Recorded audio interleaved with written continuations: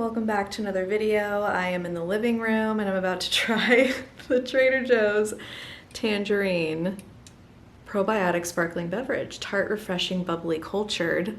Okay, had to start this off with a taste test because I've been wanting to try this. Wow. And I already smell the orange, so let's give her a go.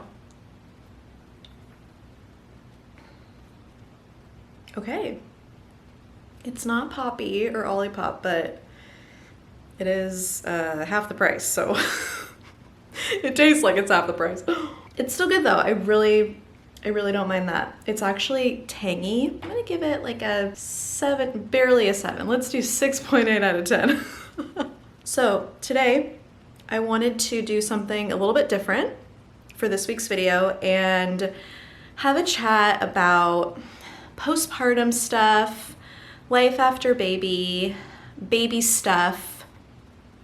We're in the zone. So I actually had many meaningful conversations after my video I did 2 weeks ago talking about just feelings and my postpartum feelings lately. And a lot of you are feeling the same way, and I got some DMs and some questions. I've held on to some questions from past Q&As, and I wanted to kind of just go over everything in one video. And if you are postpartum or 3 years postpartum, or you're about to become a new mom, maybe this video will lend a little bit of comfort. And I feel like when I was especially freshly postpartum with Quinny, I was on the hunt for stuff like this. I felt so alone, even though I had immense support and just so many hands around me to help and so many people to talk to. You still feel alone, and it's still a wild ride. So here we are. Another set before I really get into it. I have notes because I feel like I could go off the rails, you know? A common question that I've been getting is, and I'm kind of paraphrasing here, but what shocked you the most after giving birth? And this particular person said, I would randomly sob if I looked at my baby, and this continued for a while. Thanks for sharing. So I had that with Quinny too. I brought her home from the hospital, and Bargles took a video of me. I have this video of getting out of the car, holding her. She was like barely 6 pounds when she came home from the hospital. She was so tiny. First of all, my friends kind of broke into my house and completely stocked our fridge and pantry with everything from Costco you could ever imagine, and then flowers and champagne and a card. So I was already, like, I saw that and I was like, okay, I'm gonna lose it. But we walked in and I was holding my new baby and I just started sobbing because it felt so surreal, and this was my new life now. Also, what my body had just gone through in general, it is crazy. So that happened to me. That was the first time I just completely, it just came out of me and I couldn't even help it. I wasn't even thinking about it. Like sometimes I'll be like, okay, I really need to have a good cry right now, and then I do. But in that case, it's like uncontrollable. And that continued, like this person said, for a while. Like I would say 2 to 3 months that continued. I would just look at her and in my head I would just be like, I love you so much, and I would just start crying uncontrollably. Like no thought, it just poured out of me. So I know that definitely has to do with hormones for sure, but also just the overwhelming feeling of love and gratitude and just so many things. But I want to look back at the main question because I just wanted to tell you that quick story. But what shocked me the most after giving birth, I mean, there's so much to this question. I feel like emotionally, just the overwhelming love, like you hear about it, but you don't really ever know until it happens. And I think that just overrides everything else. Every single thing emotionally for me is how in love I am with her. Physically, the recovery was tough, and I was definitely sore, and you have to wear pads for a while. So it's just really intense and obviously worth it more than anything in the world. But it's like two things can be true, just like being sad postpartum and also loving your baby and being happy. So I think that's why it can be so intense, because you have these two conflicting feelings and it's like they're both so strong at the same time. I could never equate it to anything in life. It doesn't even come close to anything I've ever experienced. So there's that, and that's fine. Like, two things can be true. We know that. Physically, it was like, okay, if you're trying to breastfeed, your boobs hurt. If you are trying to walk around a few days after, it's like, wow, this is crazy. My first shower was, emotional and also just weird. Like, you look down at your stomach and you're like, okay, no longer carrying a child. They're currently in the other room and I can't stop thinking about them. So anyway, I'll move on. The next one, which I've kind of touched on before on my Instagram, but what was your feeding journey like with Quinny? I'm pregnant and keep hearing that breastfeeding can be extremely challenging. Fed is best, but I still want to try. Right when I had her, I did really well in the hospital and I had a lot of confidence, and she was latching really easily, and I had tons of colostrum. Like, it was like overwhelming. And even the lactation consultant was like, oh my God, you are abundant. But I came home and it was really hard. I just wasn't on a schedule, which is probably the most important part about breastfeeding, is supply and demand. I didn't know anything about that or the timing, or I just felt very lost. And it was also not super easy for me because just some body stuff, and I took it really hard. I really, really, really wanted to breastfeed her. We had formula and we eventually did supplement.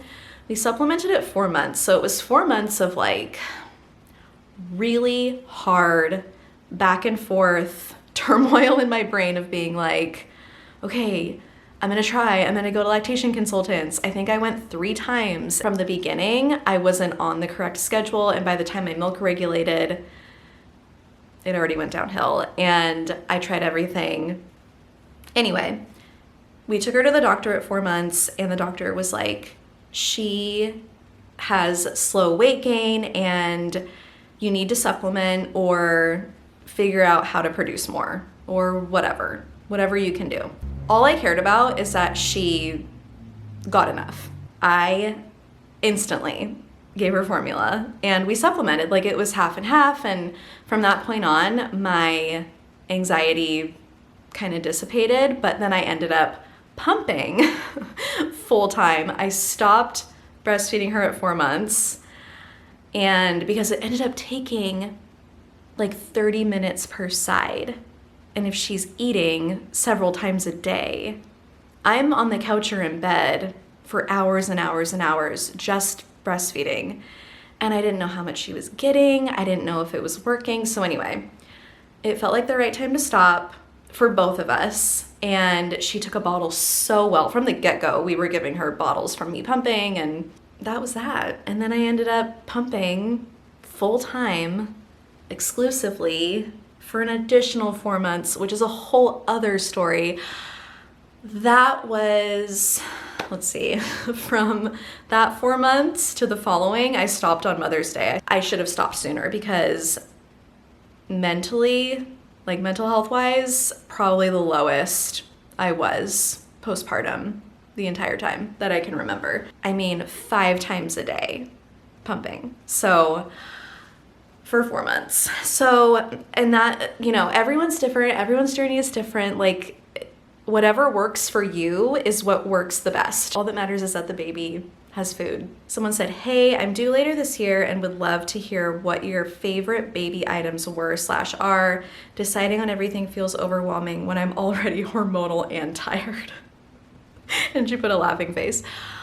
I remember this, trying to decide on everything, and I feel like what it comes down to is right when they're born, I feel like there's a certain system that works, or at least it worked for us, in terms of making it easier for you or you and your partner in the middle of the night. So I made a little list, and this is just what worked for us. I feel like this might be common anyway. Changing Caddy on dresser or near bed with a trash can nearby for the middle of the night. The first couple of weeks is a lot. You're waking up a lot, and there's usually diaper changes, and you want to have a trash can near you.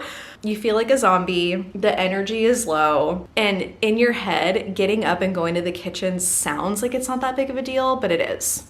It is. Just, you know, it worked really well. We just had a little plastic trash can. It wasn't the kind that don't smell. When they're new babies, the smell is nothing compared to when they start solids, so just keep that in mind.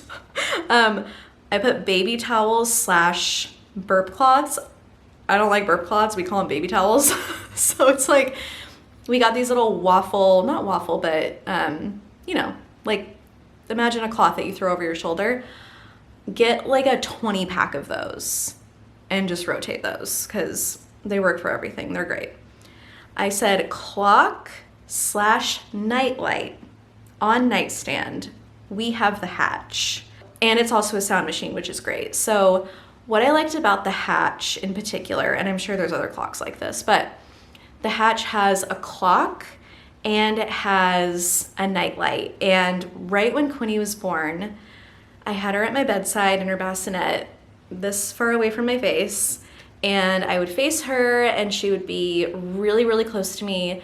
And if I didn't have the nightlight on the lowest setting, I couldn't see her because it was too dark. For the first month probably, I had our Hatch on the lowest nightlight setting so that I could see just like a tiny glow of her face. It wasn't like bright in her face. It was like a tiny nightlight.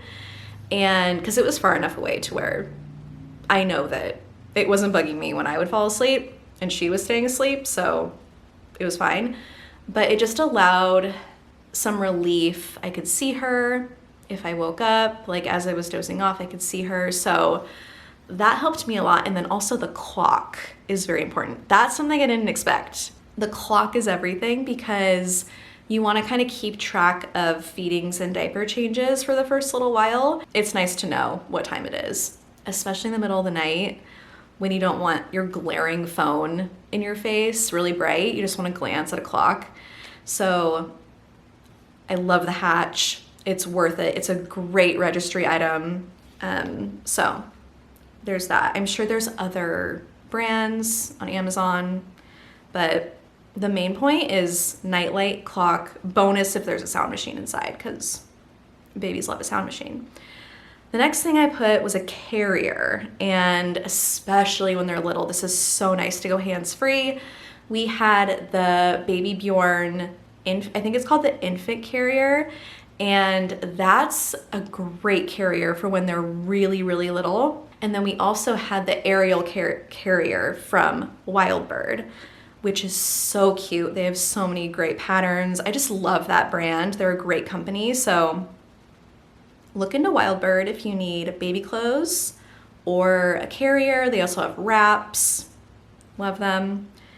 The next thing I put was soft onesie pajamas. They're the ones. I showed a few from Target in, I think it was last week's video, and they're from the brand Cloud Island. Great price for a pack of 3. And again, Wildbird has great high quality jammies. I've gotten some going thrifting. I mean, there are so many options. So I just love the convenience of those. They're great.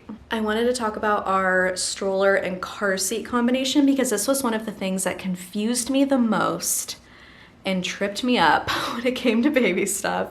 I don't know what it was about picking a stroller and a car seat, but whoa. We ended up getting the Nuna Triv, which is a really lightweight, compact stroller, and it folds up really easily. We've traveled with it. It's great. I love it. So the stroller, when you buy it, it comes with the seat that you would see a toddler sit in, or an older 1-year-old.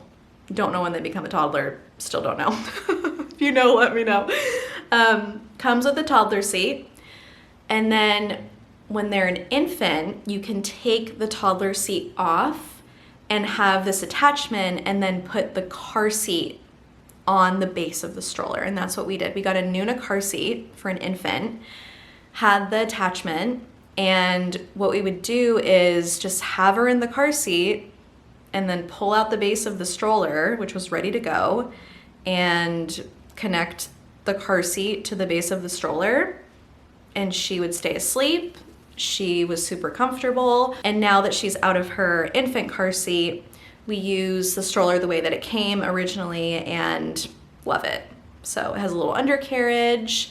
We got a little stroller organizer for the handles so that we can put our phones and water bottles in there and snacks and stuff.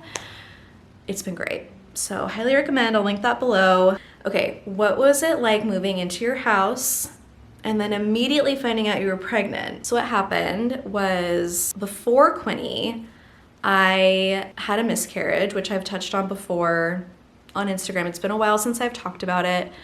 But 6 months after that happened, I got pregnant with Quinny, and I found out, I think, a few days after we moved into this house. So I had a lot of feelings when we moved in and I found out I was pregnant, even though we were trying. It was really hard. It was the most anxiety-inducing thing I've ever been through.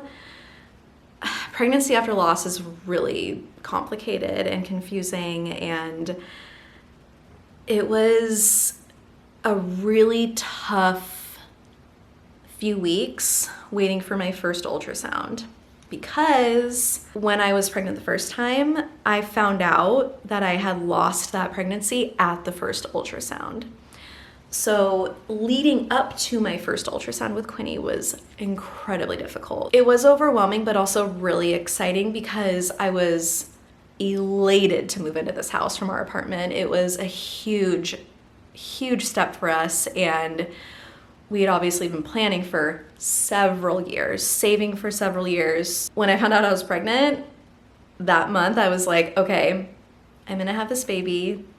It's gonna be okay. I had to be as positive as possible. It was so hard. So I went to my first ultrasound. She ended up being totally fine, and I was just crying, looking at the screen. I couldn't believe I was seeing a real baby, and it worked, and my body was doing everything, and I just felt so relieved, but not 100% by any means. It was still really hard moving past the first ultrasound into the, second trimester. And a friend who has also experienced loss told me that she did not feel relief until she held that baby. Finding out I was pregnant right after we moved in, it's like, okay, yeah, I want to do all these projects, and that's another thing. I was so sick with Quinny, just nauseous all day. If I woke up in the middle of the night, when I woke up in the morning, all throughout the day,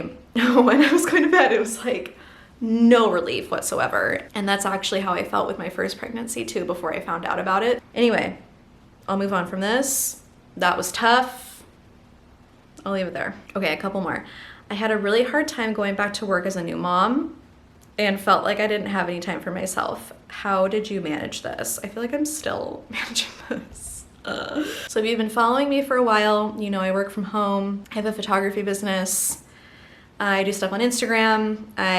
There's a lot of different things that we've been doing, especially lately, but I had a really hard time getting back into it. The fact that I do work from home and make my own schedule is so fortunate, and I feel that every day. For sure, having her here and feeling mom guilt and trying to get back into work was incredibly difficult, especially with the anxiety and depression. It's like that kind of just adds to it. I would say I'm still managing it, and it's just a really hard part of my life. It's been very difficult, and it's one of the main reasons why we have her in childcare school now, because we just really needed the extra time We wanted her to socialize. We feel like it was the right timing. I feel like we could have done it way sooner. That's our story, and I definitely learned from it. So yeah, it's one of the hardest parts right now, I would say, and starting out as a new mom, kind of feeling the pressure to get back into it. Okay, last one.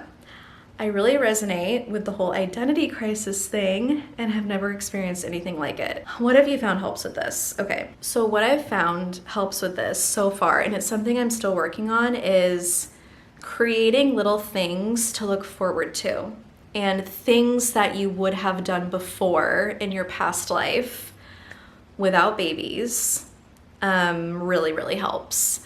Like right now, something on my to-do list is to book a night or two away with Bargles and go somewhere fun, maybe go somewhere new. I really feel like going back to your basics and also getting alone time when you can is so important. Like, it's something that we work on all the time because we constantly work together and we kind of have to plan, like, okay, I'm gonna take Queenie to my parents' house all throughout the afternoon and we're gonna have dinner there, and then he gets time here alone, and then vice versa. Like, he'll take her to visit his parents, or like he'll take her to the park. Just enjoy being alone.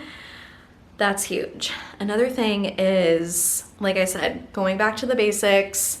Maybe you had a hobby that you feel like you don't have time for anymore, and just really prioritizing making it a big deal in your life. So I would say overall, planning fun things, and this can range from getting burritos and like going to the park or the beach and having a little picnic, or doing a girls' night, or doing a hobby that you used to love doing, having alone time, taking care of yourself. All of those things have really, really helped me. That's what I'm trying to focus on too, because if I take care of myself, I feel like I show up as a better wife and a better mom. Okay, that's all I have for now. I feel like I could do a whole other video talking about stuff, and I just wanted to send you love. If you feel like you are going through it, you're incredible, and it takes so much mental strength to get through a time like this, and I just want you to know that I'm always here for you if you want to chat. I love going back and forth with you guys. It really helps to connect with other people going through the same thing. So just know that I'm here, and I know this week's video is different, but I wanted to kind of break it up a little bit and, you know, mix it up. Thanks so much for watching, and I will see you in the next one. Bye.